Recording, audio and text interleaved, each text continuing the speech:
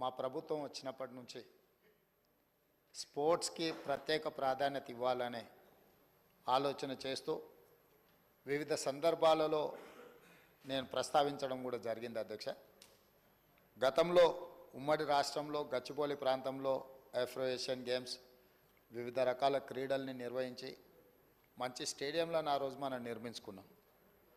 తర్వాత వివిధ కారణాల చేత మన దగ్గర స్పోర్ట్స్ కానీ గేమ్స్ కానీ కొంత నిర్లక్ష్యానికి గురై పెద్దగా పట్టించుకోలే.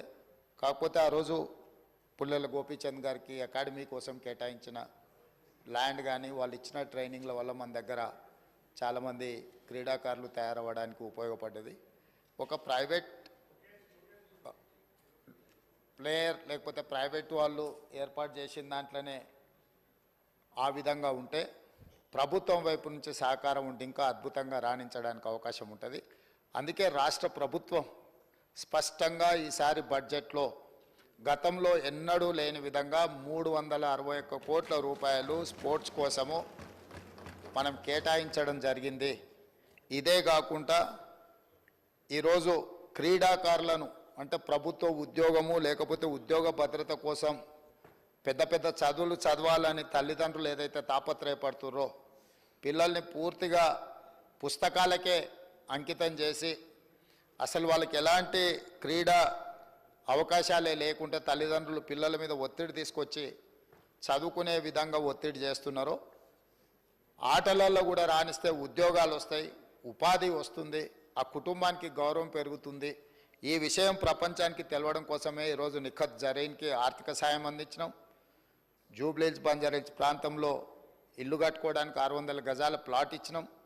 అదేవిధంగా సిరాజ్కు కూడా మనం ప్రభుత్వ ఉద్యోగం గ్రూప్ 1 అతని ఎడ్యుకేషన్ క్వాలిఫికేషన్ లేకపోయినా ఎగ్జామ్షన్ ఇచ్చి నేను పదే చెప్పిన చదువు కంటే కూడా క్రీడలలో రాణిస్తే తప్పకుండా ఉద్యోగ భద్రత ఉంటుందని.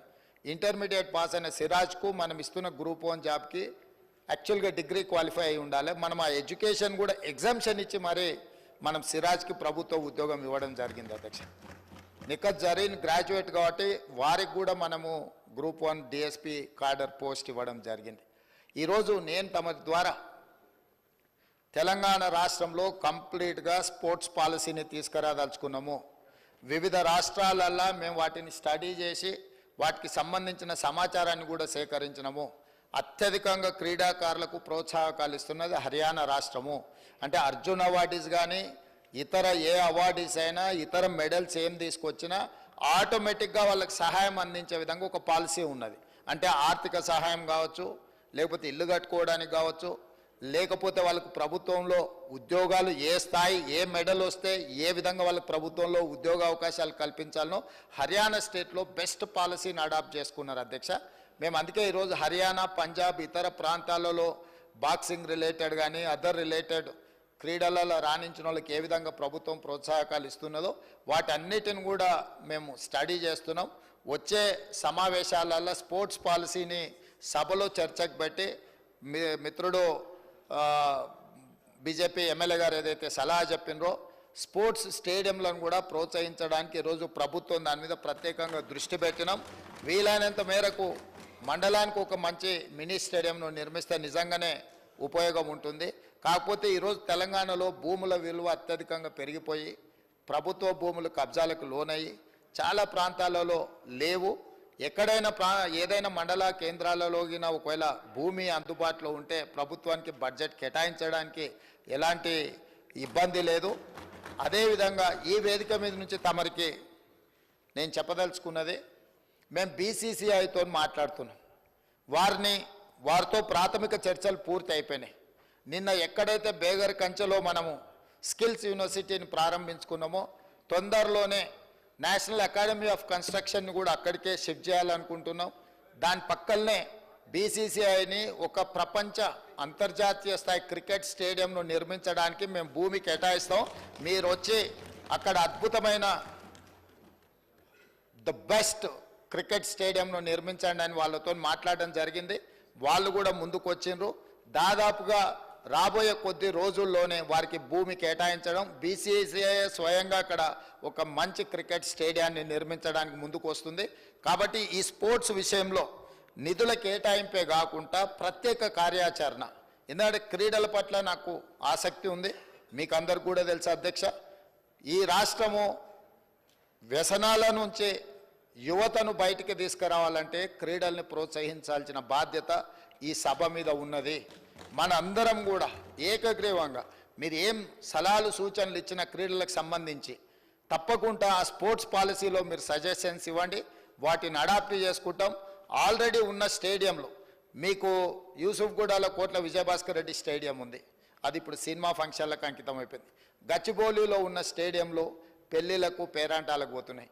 సరూర్ నగర్లో కట్టిన అద్భుతమైన స్టేడియం ఆనాడు కాంగ్రెస్ పార్టీ ఉన్నప్పుడు ఈరోజు రాజకీయ పార్టీ సభలకు సమావేశాలకు ఉపయోగిస్తున్నారు.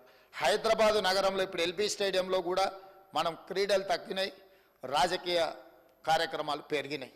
సో ఒక గతంలో గత ప్రభుత్వాలు ఒక స్పోర్ట్స్ పట్ల ఒక ఎకో సిస్టమ్ ఏదైతే డెవలప్ చేసినరో ఆ ఎకో సిస్టమ్ అంతా కూడా ఇప్పుడు దెబ్బతింటున్నది. కాబట్టి వీటన్నిటి మీద కూడా ప్రత్యేక కార్యాచరణ తీసుకురావాల్సిన అవసరం ఉంది. వాటన్నిటిని కూడా మనం అప్గ్రేడ్ చేసుకొని కొత్తగా విద్యార్థులకు క్రీడల పట్ల ఆసక్తిని పెంచాల్సిన బాధ్యత ప్రభుత్వం మీద ఉన్నది. ప్రభుత్వం బాధ్యత తీసుకోవాలనుకుంటుంది. కాబట్టి మీరందరూ కూడా సహకరించి ముందుకు వచ్చి ఈ కార్యక్రమాలలో ప్రభుత్వానికి సహకరిస్తే తప్పకుండా అద్భుతమైన క్రీడలకు సంబంధించిన విధి విధానాలను పూర్తి చేసుకుంటాం. తెలంగాణ రాష్ట్రం నుంచి ప్రపంచంలో ఏ క్రీడలు జరిగినా కూడా తెలంగాణలో శిక్షణ పొందిన వాళ్ళు మెడల్స్ తీసుకొచ్చే విధంగా వాళ్లకు శిక్షణ ఇవ్వాలని మేము అనుకుంటున్నాం. మీ మద్దతు ఉండాలని కోరుకుంటున్నాం అధ్యక్ష. అదేవిధంగా ఇంకొక చిన్న విషయం అధ్యక్ష, ఎస్ ట్రై చేద్దాం. అక్కడ అంతకుముందు గతంలో ఉమ్మడి రాష్ట్రంలో శాప్ చైర్మన్గా పనిచేసిన రాజ్ ఠాకూర్ గారు ఉన్నప్పుడు చాలా మనం ఇక్కడ క్రీడల్ని ప్రోత్సహించే కార్యక్రమాలు తీసుకున్నాం. వారు ఈరోజు ఎమ్మెల్యేగా ఈ సభలో ఉన్నారు. నిన్నమన్న కూడా నేను శాట్స్కి కొత్త స్పోర్ట్స్ చైర్మన్ వేసినాను, నిర్ణయాలు తీసుకుంటున్నాం అధ్యక్ష. అదేవిధంగా కునంనేని సాంబశివరావు గారు రెండు ప్రతిపాదనలు ఎందుకు ఇక్కడ ప్రస్తావిస్తున్నంటే, సురవరం సుధాకర్ రెడ్డి గారు సీనియర్ మోస్ట్ పార్లమెంటేరియన్, ప్రజా జీవితంలో సుదీర్ఘకాలం వారు పనిచేసినారు, కమ్యూనిస్టు పోరాటాలలో పాల్గొన్నారు. అదేవిధంగా వారు ఒక ప్రతిపాదన నాకు లేఖ రాయడం జరిగింది. సాంబశివరావు గారు సభలో ప్రస్తావించారు కాబట్టి వారు రాసిన దాంట్లో తెలంగాణ వైతాళికుడిగా పేరు పొందిన బహుముఖ ప్రజ్ఞశాలి గోల్కొండ పత్రిక సంపాదకులు, రచయిత, పరిశోధకులు శ్రీ సురవరం ప్రతాప్ రెడ్డి గారి పేరు తెలుగు విశ్వవిద్యాలయానికి పెడతామని గతంలో కేసీఆర్ గారు మాట ఇచ్చిండ్రు. దాన్ని పెడితే బాగుంటుందని వారు అంటున్నారు. ఈరోజు తమరి ద్వారా ఈ సభలో ఉన్న అన్ని రాజకీయ పక్షాలకు నేను ఒక విజ్ఞప్తి చేయదలుచుకున్నాను. ఇప్పుడున్న తెలుగు విశ్వవిద్యాలయానికి పొట్టి శ్రీరాములు తెలుగు విశ్వవిద్యాలయం అని పేరుంది. మరి ఇప్పుడే టీఎస్ నుంచి టీజీకి మారిస్తేనే కొంతమంది మిత్రులు ఇది ఇటు మార్చి ప్రభుత్వాలు మారంగానే పేర్లు మారిస్తే ఎట్లా అనే చర్చ వచ్చింది.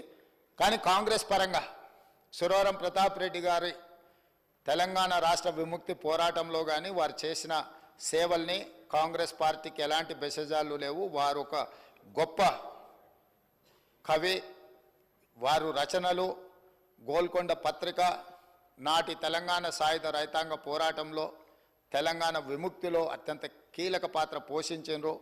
ఈ సభలో అన్ని రాజకీయ పక్షాలు ఒప్పుకుంటే మాకు ఎలాంటి అభ్యంతరం లేదు తెలుగు విశ్వవిద్యాలయానికి సురవరం ప్రతాప్ రెడ్డి గారి పేరు పెట్టడానికి. రెండవది, ఈ సెక్యూరిటీ గార్డులు, క్లాస్ 4 ఎంప్లాయీస్, పోలీస్, హోంగార్డులు రోజు 10-12 గంటలు నిలబడాల్సి ఉంది. వారికి కూర్చునే హక్కు చట్టము సవరించాలని కూడా ఇంకొక ప్రతిపాదన సురవరం సుధాకర్ రెడ్డి గారు పంపించారు.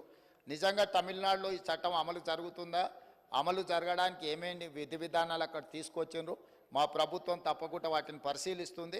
సాధ్యాసాధ్యాలను చూసుకొని ఒకవేళ అమలు చేసే అవకాశం ఉంటే మాత్రం ఈ ప్రభుత్వానికి ఎలాంటి అభ్యంతరం లేదు. తప్పకుండా మా సహచర మంత్రివర్గ సభ్యులతో మాట్లాడి దీని మీద కూడా మేము నిర్ణయం తీసుకుంటామని చెప్పి తమ ద్వారా నేను తెలియజేస్తున్నా అధ్యక్ష. ధన్యవాదాలు. కున్నమనేని సాంబశివరావు గారు.